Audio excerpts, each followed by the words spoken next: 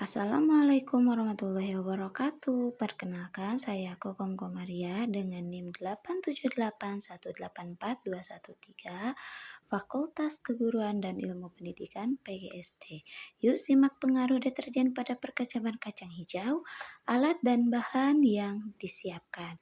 Yang pertama, ada gelas aqua yang sudah diberi label 100%, 50%, 25%, sampai ke PDAM. Ada juga yang dilabeli dengan 1, 2, 3, sampai 6 dan sudah diberi tisu. Selanjutnya ada air PDAM, terus ada air 1000 ml yang sudah ada takarannya. Selanjutnya ada deterjen untuk bahan percobaannya. Lalu ada kertas tisu yang akan digunakan juga.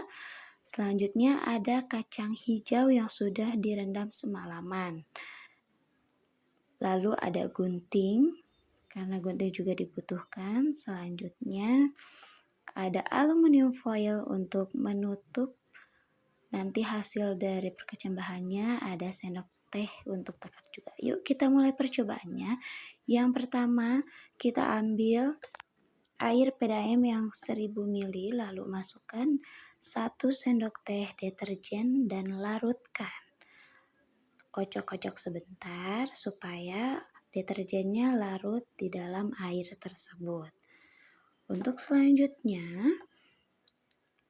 kita lap terlebih dahulu dengan tisu supaya tidak tercampur atau terkontaminasi. Yang pertama yang diisi terlebih dahulu itu adalah yang 100%. Setelah itu kita buka air yang sudah ada larutan deterjennya dan ditambahkan dengan air yang netral atau air PDAM. Untuk selanjutnya kita ambil takaran yang 50%. Setelah itu kita masukkan airnya, begitupun seterusnya.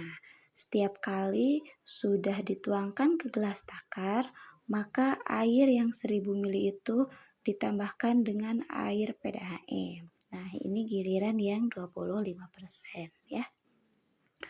Untuk selanjutnya berarti yang 12,5%. Masih tetap sama, ditambahkan terlebih dahulu dengan air yang kandungannya netral ya teman-teman. Lalu setelah itu ditambahkan lagi untuk mengisi gelas takar yang 6,25%.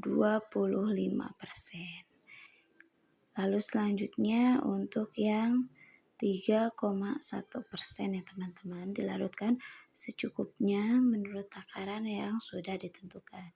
Dan yang terakhir itu adalah PDAM, kita tidak isi dengan air yang sudah ada larutan deterjennya, tetapi dengan air PDAM yang tidak ada kandungan larutan apapun ya.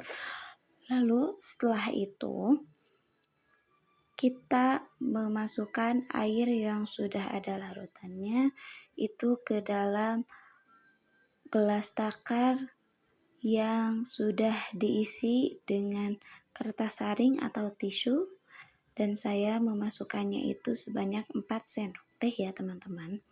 Pokoknya dikira-kira saja, sekiranya sudah basah berarti itu sudah cukup. Tadi saya memasukkan itu terlebih dahulu yang untuk gelas takar kontrol karena itu tidak terkontaminasi oleh deterjen.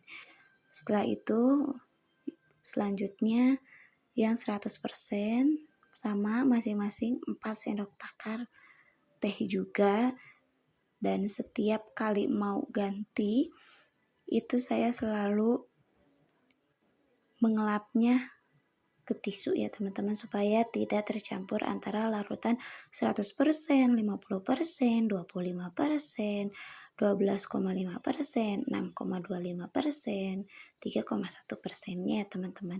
Jadi nanti tidak tercampur antara deterjen yang memang kandungannya banyak dengan kandungannya sedikit. Jadi saya mensiasatinya itu dengan mengelap-ngelap sendoknya terlebih dahulu. Nah, ini sudah masuk ke larutan ke-6 ya teman-teman. Bisa kita perhatikan semuanya. Nah, untuk selanjutnya yang dilakukan itu adalah memasukkan biji kacang hijau yang sudah kita rendam selama semalaman. Dikira-kira saja ada yang 10, ada yang 8, ada yang 7. Dan perlu diingat juga, kacang hijau yang mengambang itu tidak disarankan untuk dimasukkan ke dalam bahan percobaan ini ya teman-teman. Jadi kacang hijau yang tidak mengambang saja yang dimasukkannya. Lalu setelah itu kita ambil aluminium foil untuk menutup bagian dari atas gelas takarnya. Ini tujuannya yaitu untuk supaya udara itu tidak masuk dan nanti kita bisa meneliti selama 1 kali 24 jam atau 2 kali 24 jam berarti 48 jam selama 2 hari untuk percobaan ini dalam keadaan gelas takar yang sudah diisi dengan kecambah kacang hijau yang juga sudah ditutup oleh aluminium foil yang kedap akan udara dan juga cahaya ya teman-teman. Kita lakukan dari gelas takar label 1 sampai ke 6 dan juga ke gelas takar yang PDAM atau yang kontrol itu ya teman-teman. Ya, bisa kita lakukan satu persatu dengan teliti dan juga jangan sampai ada yang terlewat ataupun tidak betul ya teman-teman. Nah, itu dia proses praktikum yang saya lakukan. Mohon maaf apabila masih banyak kekurangan. Wassalamualaikum warahmatullahi wabarakatuh.